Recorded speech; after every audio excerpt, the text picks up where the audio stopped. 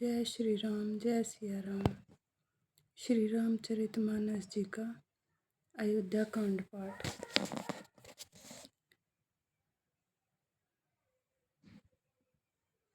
ओम श्री गणेशाय नमः। चुपहि रहे रघुनाथ संकोची, प्रभु गति देखी सभा सब सोची। जनक दूत तेहि अवसर आए, मुनि वशिष्ठ सुनि बेगी बोलाए। किंतु संकोची श्री रघुनाथ जी, चुप ही रह गए। प्रभु की यह स्थिति देख सारी सभा सोच में पड़ गई। उसी समय जनक जी के दूत आए। यह सुनकर मुनि वशिष्ठ जी ने उन्हें तुरंत बुलवा लिया। करी प्रणाम तिन्ह रामु निहारे, पेशु देखी भय निपट दुखारे। दूतन मुनिवर बूझी बाता, कहऊ बुधे भूप कुशलाता। उन्होंने आकर प्रणाम करके श्री रामचंद्र जी को देखा। उनका मुनियों का सा वेश देखकर वे बहुत दुखी हुए। मुनि श्रेष्ठ वशिष्ठ जी ने दूतों से बात पूछी कि राजा जनक का कुशल समाचार कहो। मुनि सकुचाई नाई महिमा था, बोले चरबर जोरे हाथा। बूझब राउर सादर साई, कुशल हेतु सो भयउ गुसाई। यह मुनि का कुशल प्रश्न सुनकर सकुचा कर पृथ्वी पर मस्तक नवाकर वे श्रेष्ठ दूत हाथ जोड़कर बोले, हे स्वामी, आपका आदर के साथ पूछना यही है। गोसाई कुशल का कारण हो गया। नाही तकोसलनाथ के साथ कुशल गई नाथ। मिथिला अवध विशेष ते जगु सब भयउ अनाथ। नहीं तो हे नाथ, कुशल सेम तो सब कौशलनाथ दशरथ जी के साथ ही चली गई। उनके चले जाने से यूं तो सारा जगत अनाथ, जगत ही अनाथ स्वामी के बिना ऐसा है हो गया। किंतु मिथिला और अवध तो विशेष रूप से अनाथ हो गए। कौशलपति गति सुनि जन कोरा, भय सब लोक शोक सब बोरा। जेहि देखे तेहि समय विदेहु, नामु सत्य असलाग न केहू।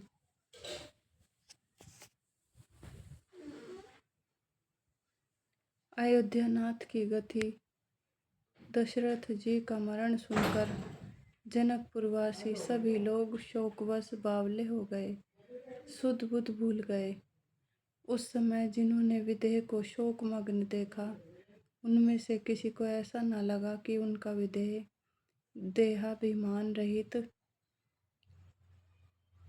नाम सत्य है, क्योंकि देहाभिमान से शून्य पुरुष को शोक कैसा। रानी कुचाली सुनत नर पालही, सूझ न बूझ सूझ न कछु, जस मनि बिनु ब्यालही। भरत राज रघुबर बनवासु, भा मिथिलेश ही हृदय हरासु। रानी की कुचाल सुनकर राजा जनक जी को कुछ सूझ न पड़ा, जैसे मणि के बिना सांप को नहीं सूझता।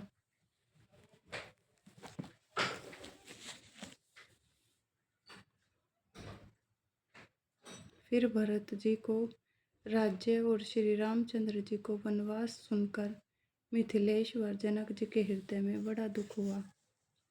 नरक बूझे बुध सचिव समाजु, कहऊ विचारी उचित का आजू।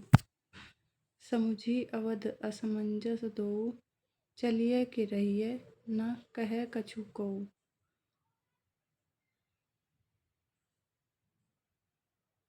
राजा ने विद्वानों और मंत्रियों के समाज से पूछा कि विचार कर कहिए, आज इस समय क्या करना उचित है।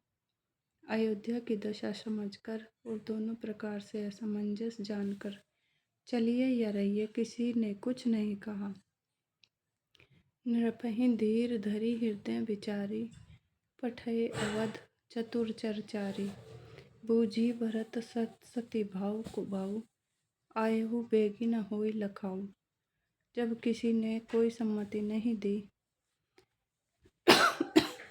तब राजा ने धीरज धरकर हृदय में विचार कर 4 चतुर गुप्तचर जासूस अयोध्या को भेजे और उनसे कह दिया कि तुम लोग श्री राम जी के प्रति भरत जी के सद्भाव, अच्छे भाव, प्रेम या दुर्भाव, बुरा भाव, विरोध का यथार्थ पता लगाकर जल्दी लौट आना, किसी को तुम्हारा पता न लगने पावे। गए अवधचर भरत गति बूझी, देखी करतूती, चले चित्रकूटहि भरतु, 4 चले तेरहूति। गुप्तचर अवध को गए और भरत जी का ढंग जानकर और उनकी करनी देखकर जैसे ही भरत जी चित्रकूट को चले, वे तिरहुत मिथिला को चल दिए। दूतन आए भरत कई करनी, जनक समाज जथामति बरनी। सुनी गुर परिजन सचिव महीपति, भय सब सोच स्नेह विकल अति।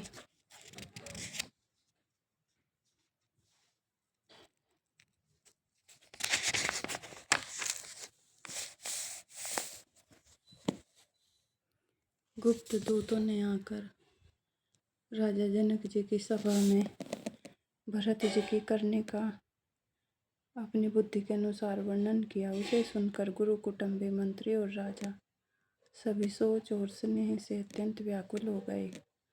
तरी धीर जू करी भरत बढ़ाई, लिए सुबट साहनी बोलाई। घरपुर देश राखी रखवारे, रह गए रैत रथ बहु जान संवारे। फिर जनक जी ने धीरज धरकर और भरत जी की बड़ाई करके अच्छे योद्धाओं और साहनियों को बुलाया। घर नगर और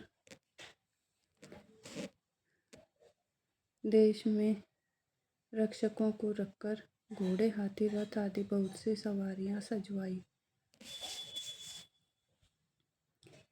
दुघरी शादी चले तत्काला, किए विश्रामु नमक महिपाला। भोरे ही आजू नहाई प्रयागा, चले जने उतरन सब लागा। वे दुघड़ियाँ मुहूर्त साध कर उसी समय चल पड़े। राजा ने रास्ते में कहीं विश्राम भी नहीं किया।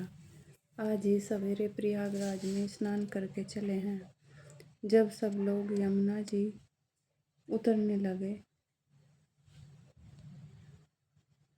खबरी लेन हम पठय नाथा, तिन्ह कही असमहि नागौ असमय। खबरी लेन हम पठय नाथा, तिन्ह कही असमय महिनायव माथा। 7 किरात 6 सातक दीने, मुनिवर तुरत विदा चर कीन्हे। तब हे नाथ हमें खबर लेने को भेजा। उन्होंने दूतों ने ऐसा कहकर पृथ्वी पर सिर नवाया। मुनि श्रेष्ठ वशिष्ठ जी ने कोई 6-7 भीलों को साथ देकर दूतों को तुरंत विदा कर दिया। सुनत जनकागमनु सबु हर्षेउ, अवध समाजु रघुनंदन ही संकोचो। बड़ सोच विवश सुर राजू। जनक जी का आगमन सुनकर अयोध्या का सारा समाज हर्षित हो गया। श्री राम जी को बड़ा संकोच हुआ और देवराज इंद्र तो विशेष रूप से सोच के वश में हो गए। गरई गलानी कुटिल कैकई, काहि कहे के ही दूसनु देई। असमन आनी मुदित नर नारी, भयउ बहुरी रहब दिनचारी। कुटिल कैकई मन ही मन गलानी पश्चाताप से गली जाती है, किससे कहे और किसको दोष दे। और सब नर नारी मन में ऐसा विचार कर प्रसन्न हो रहे हैं कि अच्छा हुआ जनक जी के आने से कुछ दिन रहना और हो गया।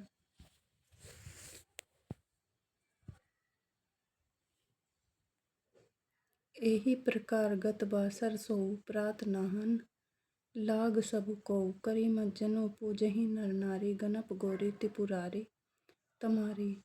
इस तरह वह दिन भी बीत गया। दूसरे दिन प्रातःकाल सब कोई स्नान करने लगे। स्नान करके सब नर नारी गणेश जी, गौरी जी, महादेव जी और सूर्य भगवान की पूजा करते हैं। रमा रमन पद बंदी बहुरी, बिन बही अंजुलि अंचल जोरी। राजा रामू जानकी रानी, आनंद अवधि अवध राजधानी। फिर लक्ष्मीपति भगवान विष्णु के चरणों की वंदना करके दोनों हाथ जोड़कर आंचल पसार कर विनती करते हैं कि श्री राम जी राजा हों, जानकी जी रानी हों तथा राजधानी अयोध्या आनंद की सीमा होकर। सुबस बसऊ फिरी सहित समाजा, भरतहि रामो करहूँ जुग राजा। एहि सुख सुधा सिंची सब काहू, देव देहु जग जीवन लाहू। फिर समाज सहित सुख पूर्वक बसे और श्री राम जी भरत जी को युवराज बनावें। हे देव, इस सुख रूपी अमृत से सींच कर सब किसी को जगत में जीने का लाभ दीजिए। गुर समाजू भाईन सहित राम राजूपुर हो, अछत राम राजा अवध मरिय माग सबु को।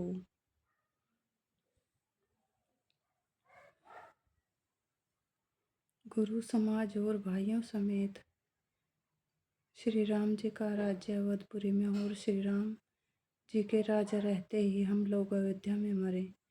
सब कोई यही मांगते हैं।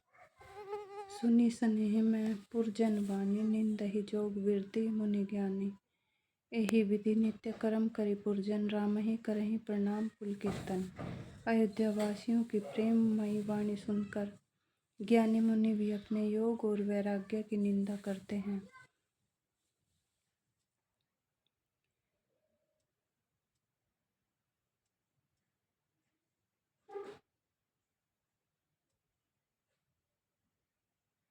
अवधवासी इस प्रकार नित्य कर्म करके श्री राम जी को पुलकित शरीर ही प्रणाम करते हैं। ऊंच नीच मध्यम नर नारी, लहई दरसु निज निज अनुहारी। सावधान सबहि सन्मानहि, सकल सराहत कृपा निधानहि। ऊंच नीच और मध्यम सभी श्रेणियों के स्त्री पुरुष अपने अपने भाव के अनुसार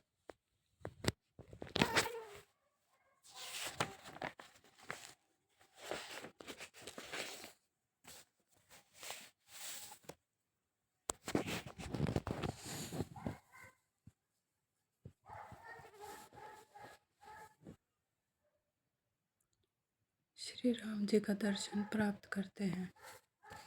श्री रामचंद्र जी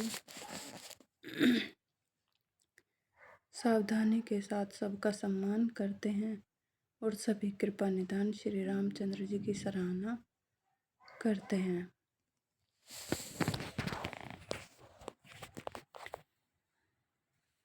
इति श्री रामचरितमानस जी की जय। जय श्री राम, जय सिया राम।